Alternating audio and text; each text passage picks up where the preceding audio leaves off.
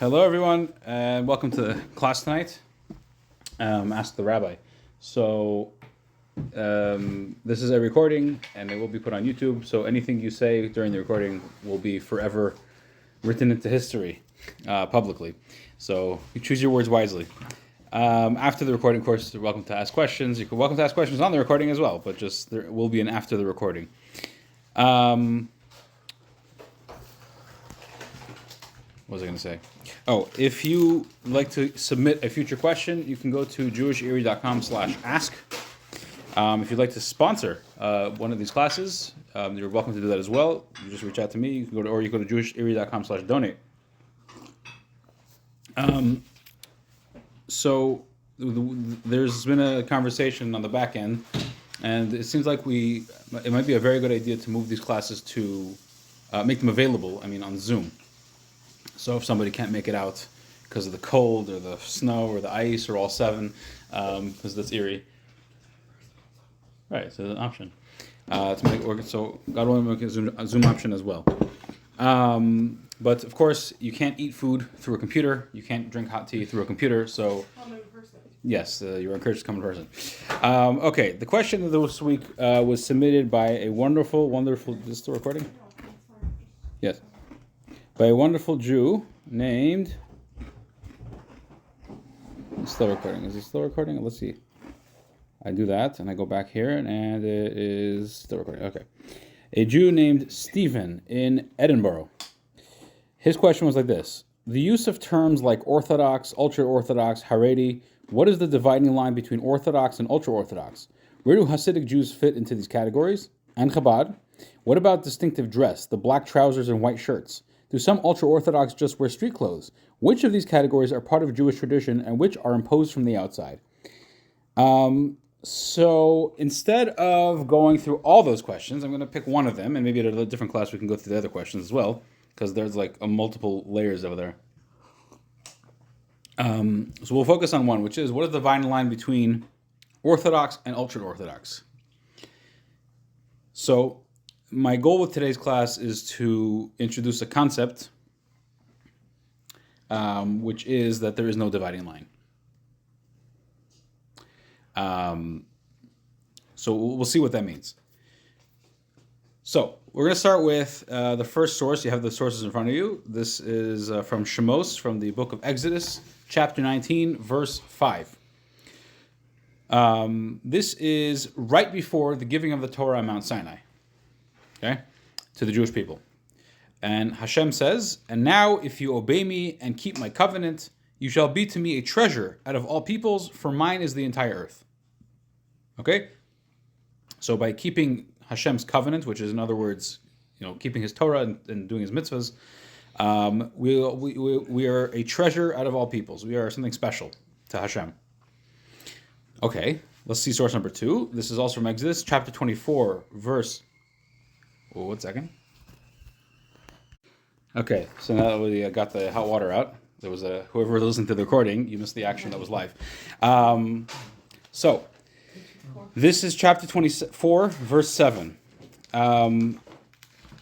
This is later in the book of Exodus, but it's also referring to the time right before the Torah was given to us. So it says, and he took the book of the covenant, meaning the Torah, and read it within the hearing of the people, which it says ba'aznei ha'am, in the ears of the people. They heard the words, in other words. And they said, all that the Lord spoke we will do and we will hear. In Hebrew we call this Naaseh v'nishma. This is a proclamation that the Jewish people made before the giving of the Torah. Naaseh v'nishma, we will do and we will hear, which practically means we will do and then we will study. Then we'll try to understand.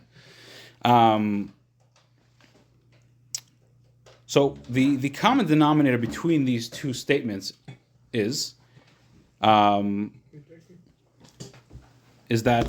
through keeping Torah mitzvahs, we became a treasure to Hashem, and we means all Jews, every single Jew. And when at Mount Sinai, we said Naaseh v'nishma, we will do and we will hear. Every Jew said that. It wasn't there was like half the Jewish people said one thing and the other half, said, listen, I gotta hear this stuff first, and then I'll see if I want to accept it or not. No, Every Jew equally said, Naaseh v'nishma, we will do and we will hear. But just to translate, by the way, to understand what it means, we will do and we will hear, it means it's not that we said, first let's try to understand, let's see what we're getting into by accepting Hashem as our God. And then, if it makes sense to us, if it rolls with us, then we'll go along with it. We'll do what he says. Naaseh v'nishma, we will do and we'll hear, means that we will do first and then we'll hear. It's the other way around. It's completely different perspective. It's a completely different attitude, which is, Hashem, we are ready to do whatever on earth you want us to do. That's it. That's the end of the story. We will do it. No matter what it is. It makes sense to us. It doesn't make sense to us. I get it. I don't get it. I am comfortable with it. I'm not comfortable with it. It doesn't matter. I'm doing it. Afterwards, I'll try to understand to the best of my ability. Now, these statements were said regarding and by the Jewish people who were standing at Mount Sinai. And that was approximately 2.5, 3 million people. So in other words, like this. The Jewish people as a whole, collectively, and each individual accepted Hashem and accepted his Torah and his laws at Mount Sinai. Does this mean just the Jewish people by Mount Sinai, or also Jews for all generations? Meaning, did the acceptance of the Torah happen only for the Jewish people who were there? They accepted it, and their descendants, their children, their grandchildren, great-grandchildren, all the way down to the Jewish people around today, they're just kind of following in those footsteps of those who originally accepted it. Or is it something slightly different? So let's see the next source. This is from the book of Devarim, from Deuteronomy, chapter 29, verses 13 to 14. So this is said in connection with the giving of the Torah. It says, but not only with you am I making this covenant and this oath, but with those standing here with us today before the Lord our God, and also with those who are not here with us this day. Who on earth is that talking about? It says, the covenant is being made with those standing here with us today, and those who are not here with us. It's an odd thing to say, it sounds like, because the entire Jewish people were standing there at Mount Sinai. It's not like there was some stragglers that kind of got lost in the desert. And those who are not standing here with us today, they also have this covenant. Which is interesting, that even the Jews who weren't there, they were part of this covenant. But what does it mean they weren't there? So the commentary of Rashi, the next source, Rashi, the most important commentary on the Torah, explains on the words, and also with those who are not here, also with the future generations. So the covenant that Hashem made with the Jewish people wasn't a one-time event. It wasn't with the Jewish people in the times of the desert who just left Egypt. It's a binding covenant, a binding oath that has made a connection between Hashem and the Jewish people, all Jewish people of all time. From the time of the giving of the Torah on Mount Sinai, through the time of the Jewish people entering into the land of Israel with Joshua. And along with the temples, the temple was built, temple was destroyed. The second temple was built, temple was destroyed. We were sent into exile till all the way down through all our different tribulations and different things that we went through, till we're down here in the 21st century, 2026. That this covenant, this pact, this connection with Hashem was made with us as well. It's not said explicitly here, but in other sources it says that every single soul of every single Jew that is ever going to be born was standing at Mount Sinai on that day. Not just those who were physically alive, that their soul was in their body, but even the souls that were in heaven, that were there in the future, they were going to be born. They were all standing at Mount Sinai at that moment when the Torah was given, and Hashem made this covenant.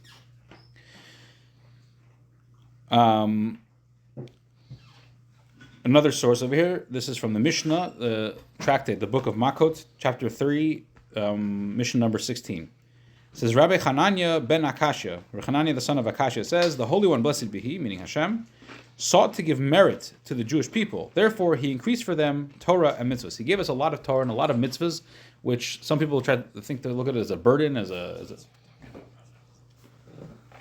what? Yes, for future reference, if you join on Zoom, you can hear the class. If you join on Zoom, you also will not get hot, fresh goodies like muffins that we have here tonight. There's a common theme running through here. The common theme that's running through all of these sources is, as I heard it said once, when Hashem gave us the Torah on Mount Sinai, He did say, okay, you first group, you guys are going to be committed to doing everything the Torah says, under all circumstances. Group number 2, when you feel like it, you'll keep Torah mitzvahs. You'll do what Hashem says. You guys, you got to do your own thing. Like if you feel like it, you don't feel like it, it's all good. I don't see any of that stuff here. Every single Jew, irrelevant what their background is, irrelevant what their upbringing is, irrelevant what official label they consider themselves, what stream of Judaism. What we're saying here is there are no streams of Judaism. There's only one Judaism. And if a Jew is a Jew is a Jew. And the Jew, every single Jew, no matter what they consider themselves, they have this unbreakable bond, unbreakable pact and connection with Hashem through His Torah and His mitzvahs. And it's a responsibility, it's a privilege. And the only distinction between different Jews might be is practically, am I doing this or am I not doing this? Am I doing this mitzvah or am I not doing this mitzvah?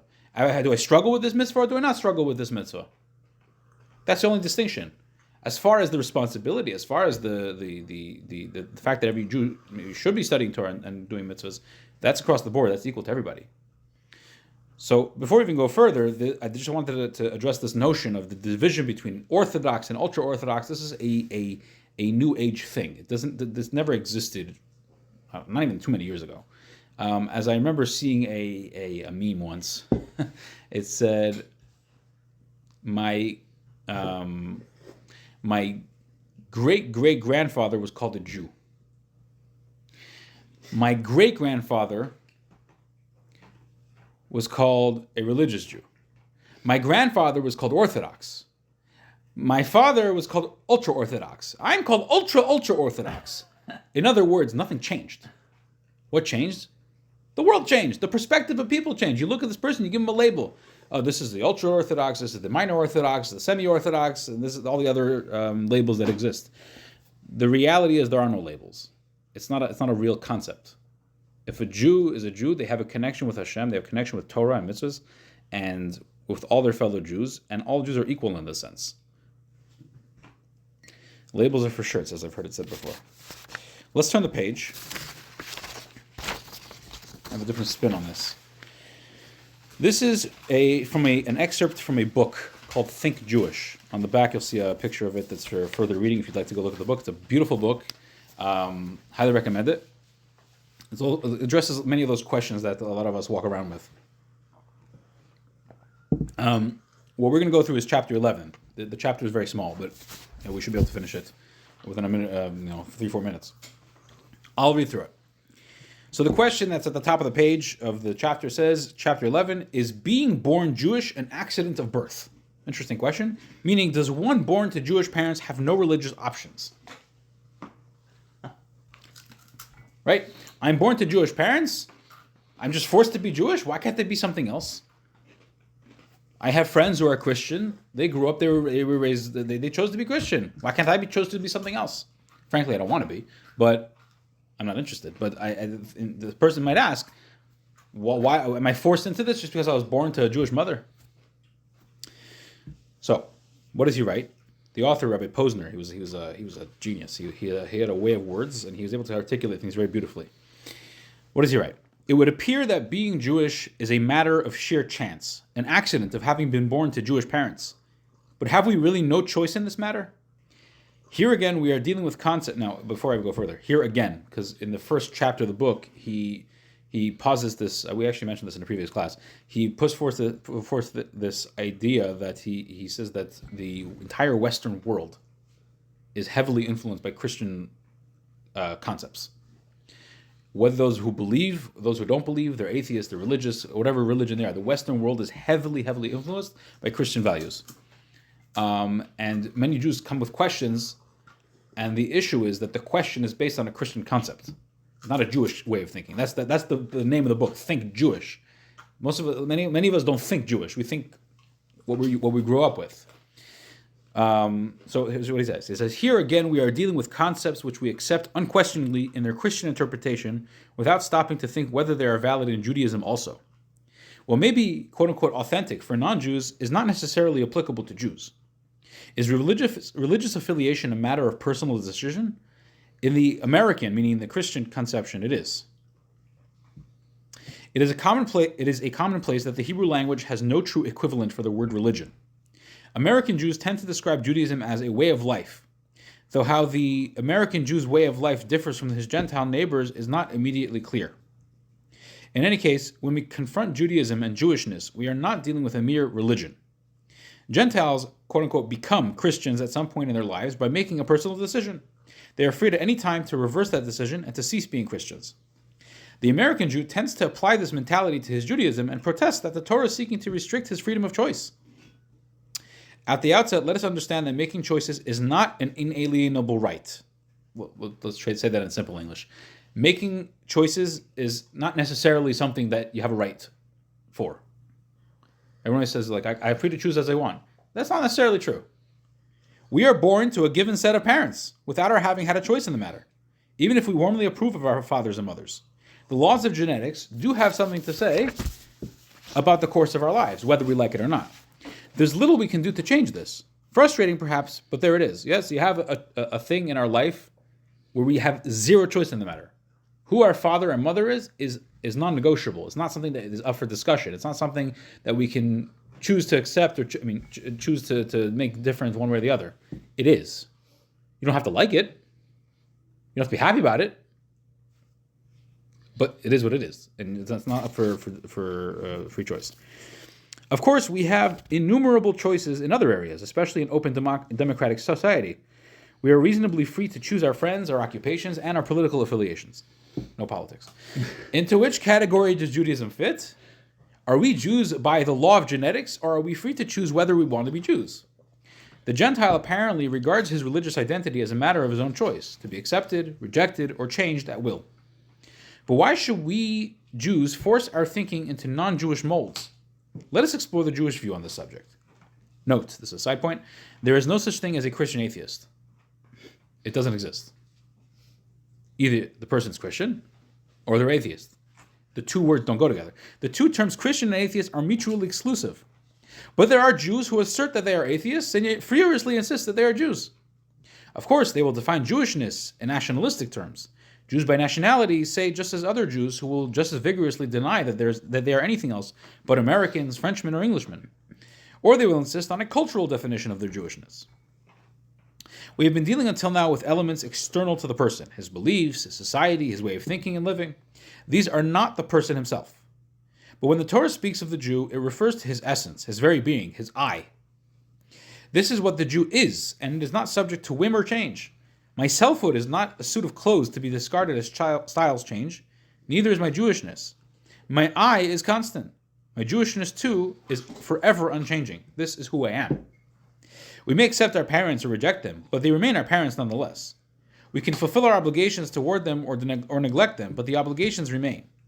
We can accept our Jewishness joyously and gratefully, or we can attempt to escape it. But whatever we do does not change the situation. We are still Jews. A Jew cannot become not a Jew. That's like a human being saying, I'm deciding that I'm no longer human. I mean, nowadays everyone can decide what they want to be, but the reality is it doesn't change. You can't become not human.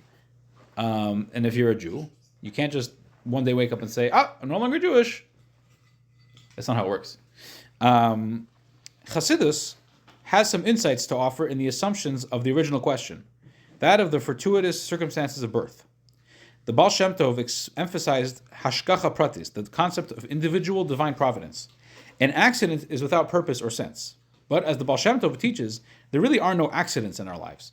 Every experience, every occurrence has meaning and purpose. We are not actors in some theater of the absurd. What is the meaning, the purpose of the sense of things? We do not always know. But of this we are sure. There is purpose in our being Jewish. and are being born Jewish, not the blind workings of an impersonal fate, an accident of birth. The options before us are to deny purpose, to attempt to escape from ourselves, to suppress the essence spark within us, or to affirm what we are, to make our Jewishness an opportunity for growth, to fulfill our purpose in being.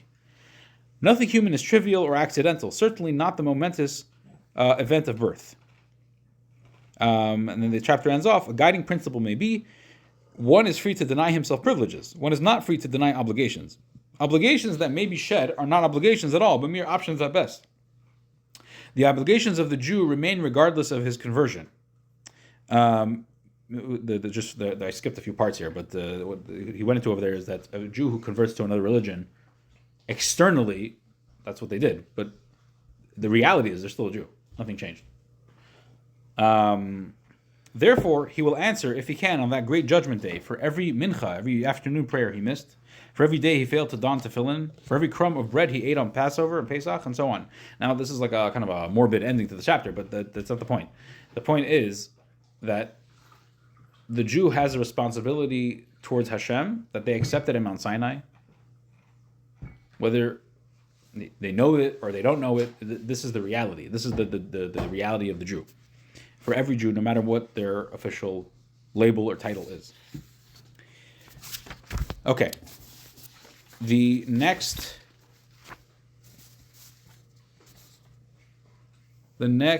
part over here is a excerpt from a talk from the Lubavitcher Rebbe.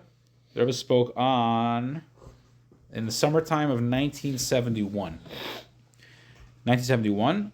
It was the middle of a whole topic. And you see that even if you can't read the Hebrew, it's fine. I'll translate. But it starts with the bracket and ends with the bracket. This is a parenthetical statement.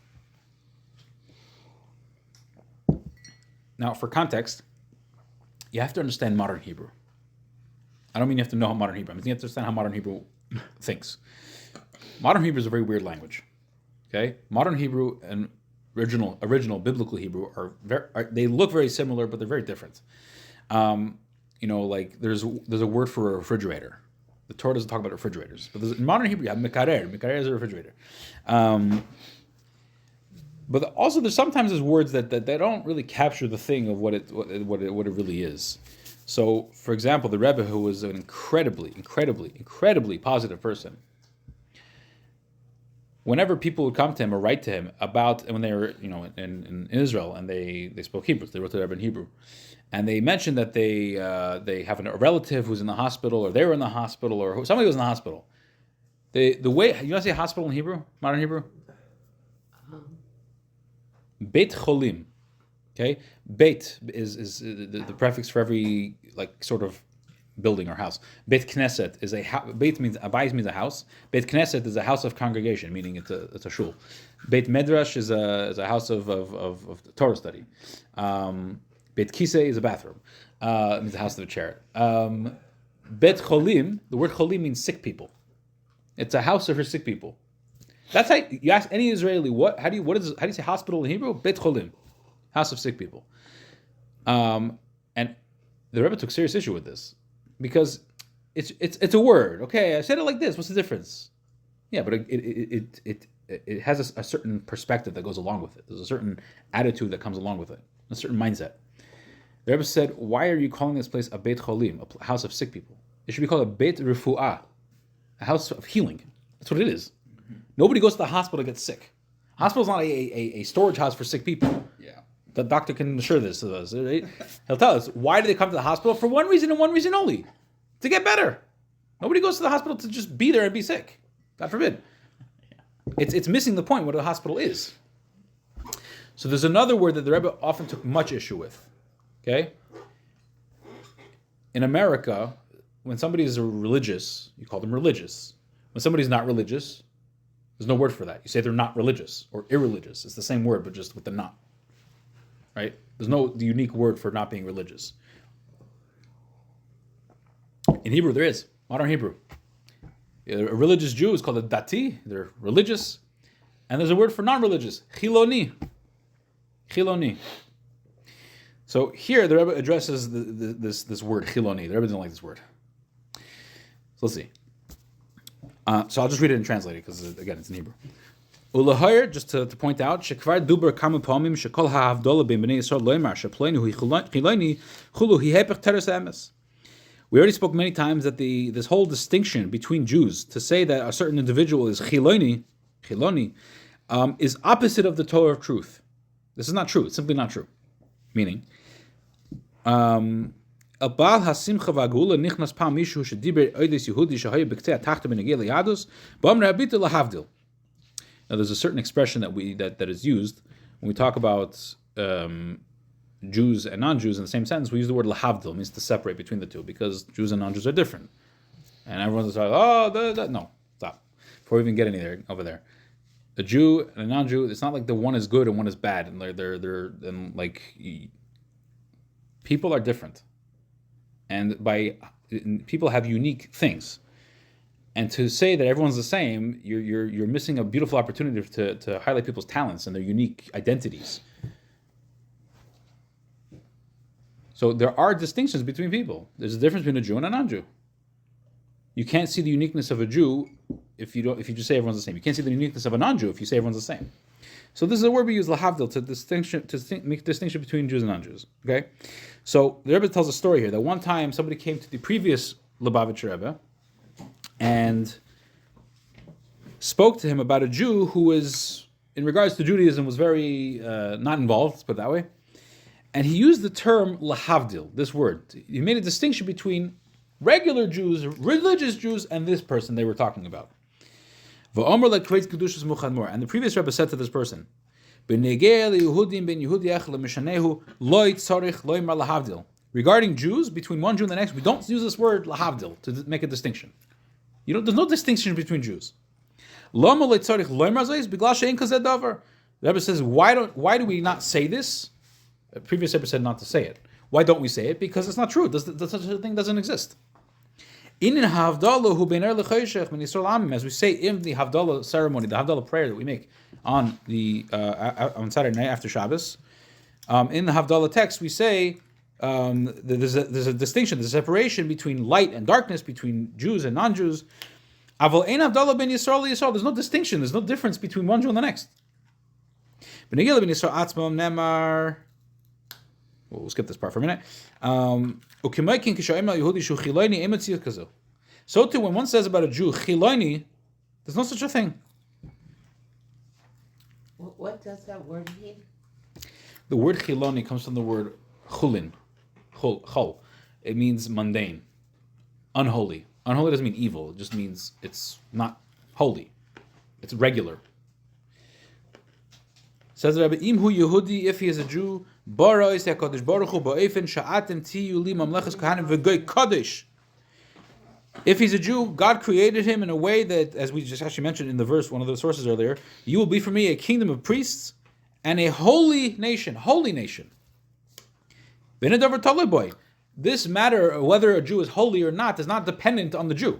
It's dependent on God. God made us holy. You can't change that.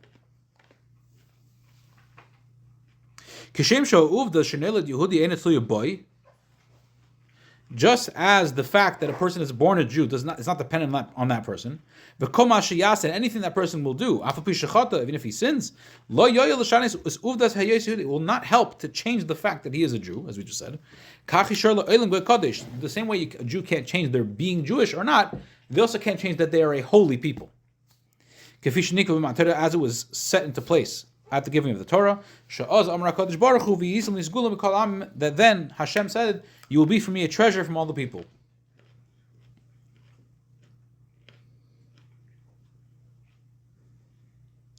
The Rebbe says that to say that a Jew is chiloni, that he's mundane, he's regular, he's not holy, doesn't make any sense. It makes less sense than saying a Christian atheist. You have, but the reality is that you have a Jew who fulfills all the mitzvahs beautifully. You have a Jew who fulfills all the mitzvahs in the just to fulfill their obligation, bare bones basics. Then you have a Jew that temporarily, as of right now, fulfills only some of the mitzvahs. But a Jew who has not received, who has not accepted the Torah, that doesn't exist. No such a thing. Shari Kol B'nai Yisrael, because all the Jewish people, Koilo Gan Gedim Kahaloch Gedit Tzedek, including also those who are converts, as according to Jewish law, that they converted according to Jewish law. Kiblo Satera, they all accepted the Torah of Al Kol Echem Mehem V'Kulam Yachad Amar Kadosh Baruch Hu V'atem Tilu V'Gemer, and regarding each and every one of them, Hashem said, "You will be for me a kingdom of priests and a holy nation." Whether you like it or not, you are a holy people. There's no such thing as a chiloni, a mundane, irregular Jew. You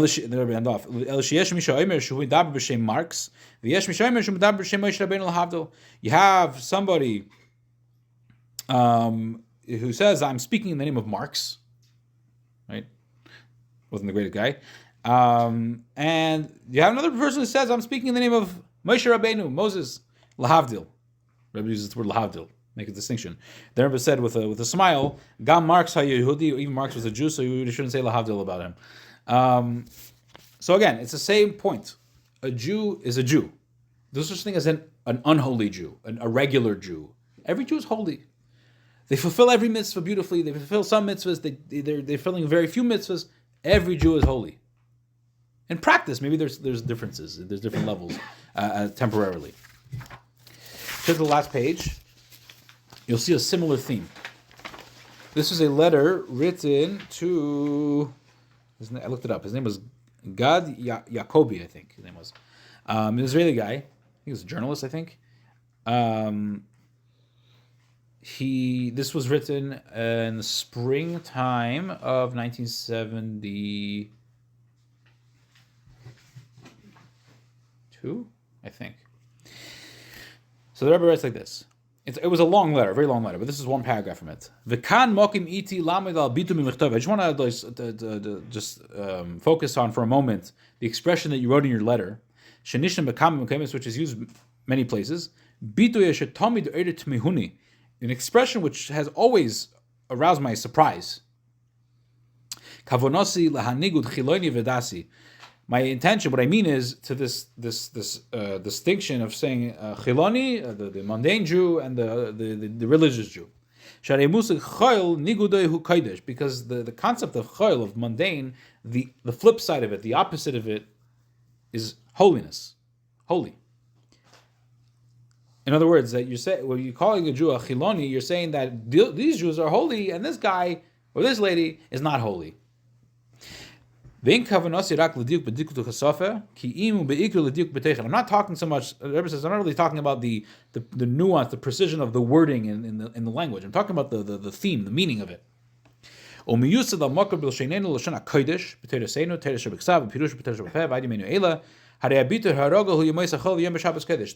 idea of mundane and holy is sourced in our holy Torah, the holy tongue. When you have this expression used regarding these 6 regular days of the week, the mundane, they're called Yemei HaChol, the days which are mundane, the days which are not holy, and Yom Shabbos, the day of Shabbos, the Shabbat, which is holy. That's the day that is holy. It's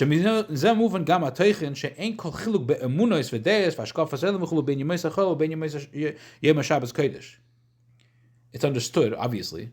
There's no difference between in beliefs and opinions and world perspectives between the mundane days of the week, the regular days of the week, and Shabbos. It's not like Shabbos and weekday have different perspectives on life. The only difference between Shabbos and the weekday is how you act during those days.